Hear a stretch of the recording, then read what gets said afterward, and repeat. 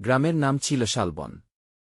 চারদিকে সবুজ ধানক্ষেত, বাঁশঝাড়, পুকুর আর মাঝখানে এক বিশাল পুরনো কাঁঠাল গাছ।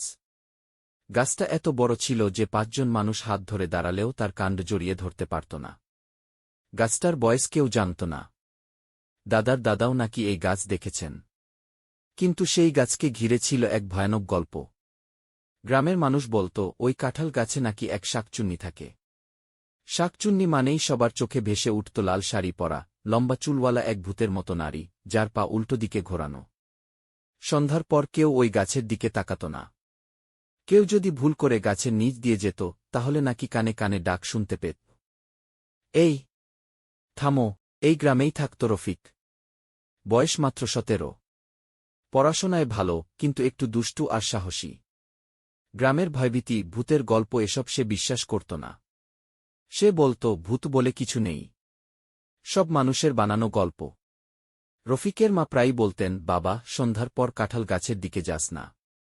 রফিক হাসত, মা, গাছে যদি ভূত থাকে তাহলে এত কাঁঠাল ধরে কেমন করে? একদিন আষাঢ় মাসের বিকেলে ঝড় উঠল। কালো মেঘে আকাশ ঢেকে গেল। বজ্রপাতের আলোয় কাঁঠাল গাছটা যেন আরও ভয়ানক লাগছিল। ঝড় থেমে গেলে রফিকের মনে হল, আজই সুযোগ। সে ঠিক করল, আজ রাতে সে কাঁঠাল গাছের নিচে যাবে। রাত গভীর হল। চারদিকে ঝিনি পোকার ডাক। দূরে কুকুর হাউমাউ করছে। রফিক চুপি চুপি ঘর থেকে বের হল। হাতে একটা টর্চ আর গলায় তাবিজ। যদিও সে ভূত মানে না, তবু মা জোর করে পরিয়ে দিয়েছিলেন। গাছটার কাছে যেতেই তার মনে কেমন অদ্ভুত শীতলতা নামল। বাতাস নেই, তবু গাছের ডাল দুলছে। পাতার ফাঁকে যেন কারো ফিসফিসানি। হঠাৎ টর্চের আলো নিভে গেল। রফিকের বুক ধরফর করতে লাগল। ঠিক তখনই সে দেখল, গাছের ডালে সাদালাল কিছু একটা নড়ছে।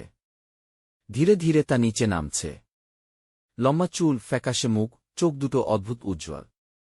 এক নারী কণ্ঠ ভেসে এল, তুই কেন এসেছিস? রফিক গলা শুকিয়ে গেলেও বলল, দেখতে এসেছি সত্যি ভূত আছো কিনা। নারীটি হেসে উঠল। সেই হাসি যেন চারদিকে প্রতিধ্বনি হয়ে বাজল। আমি শাকচুন্নি। এই গাছ আমার বাসা। কেউ বিশ্বাস করেনি আমাকে, তাই আমি এখানে বাধা পড়ে আছি। রফিক কাপা গলায় বলল, তুমি কে ছিলে আগে? নারীটি ধীরে ধীরে বলল, আমার নাম ছিল মেহেরুন। এই গ্রামেই বিয়ে হয়েছিল। স্বামী আমাকে খুব ভালোবাসত। কিন্তু এক লোভী মানুষ আমাকে অপবাদ দিয়ে এই গাছের নিচে মেরে ফেলে। আমার আত্মা শান্তি পায়নি। রফিক অবাক হয়ে শুনছিল। তার ভয় যেন কেটে গিয়ে কৌতূহল জন্মাল। তাহলে তুমি কাউকে ক্ষতি করো কেন? মেহেরুনের চোখে জল চিকচিক করল। আমি কাউকে ক্ষতি করতে চাই না। কিন্তু মানুষ ভয় পায়, দোষ দেয়, গালি দেয়। সেই কষ্টেই আমি চিৎকার করি। ঠিক তখনই দূরে কারো পায়ের শব্দ। গ্রামের এক মাতাল লোক, কুদ্দুস, গাছের দিকে আসছে।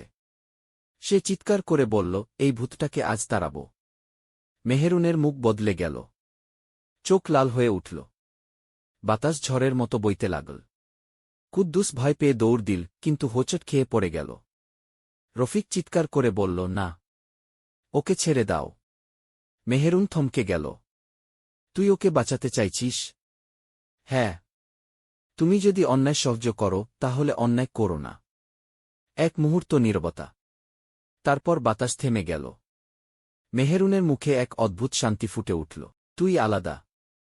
তুই ভয় পেয়েও সত্য খুঁজতে এসেছিস। আমার আত্মা মুক্তি পেতে চায়। তুই কি পারবি গ্রামের মানুষকে সত্যিটা জানাতে? রফিক মাথা নেড়ে বলল, পারব। পরদিন সকালে রফিক গ্রামের মুরব্বিদের ডেকে সব কথা বলল। প্রথমে কেউ বিশ্বাস করল না। কিন্তু গ্রামের এক বৃদ্ধা বললেন,